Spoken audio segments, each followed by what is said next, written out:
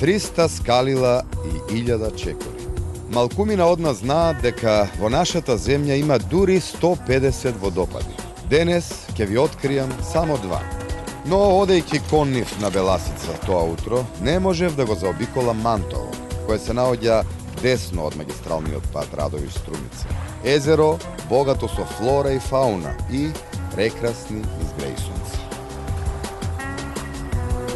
Во општината Новосело Струмичко, скриен од погледот на човекот, во длабока шума се наоѓа Смоларскиот водопад. Велат дека се наоѓа на 650 метри надморска височина, но јас искачив 300 скалила и минав најмалку 1000 чекори за да стигнам до него. Изградена е патека од камени скали и дрвена ограда и води се до водопадот.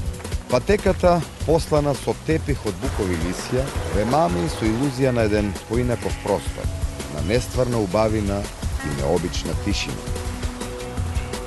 Вкупната височина на Смоларскиот водопад изнесува 39,5 метри. На дното водопадот формира голем вир со должина 5, широчина 11, а длабочина околу 1 метар. Ако дојдете под водопадот, ќе почувствувате моќта на водата, ситните капки роса кои ве разладуваат во горештината, истовремено и ве предупредуваат да не се доближувате премногу. Кај Колешинскиот водопад пристигнав на Зајдисонце. Тој е во непосредна близина, само 7 километри западно, откако ќе ги поминете селата Мокрино, Мокриево и Борисово, кај селото Колешино. Неизмерно сакав да се вбројам во љубителите на природата што поминале од тука, затоа што знам дека водата има своја меморија и дека поубаво од сите нас ќе го запомни овој миг, кој јас ќе доживеав како вечност. Звукот на водата кој паѓа преку врвот на една црна карпа ве тера да седнете и да се препуштите на медитација.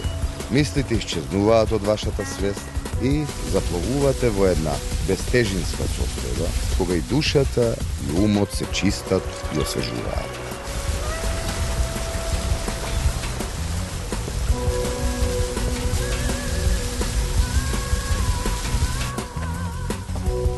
Ако се чувствувате загаден од градските отрови, дојдете на водопадите на Беласица. Нивната вода, душата ја мие. Оваа моја чудесна земја.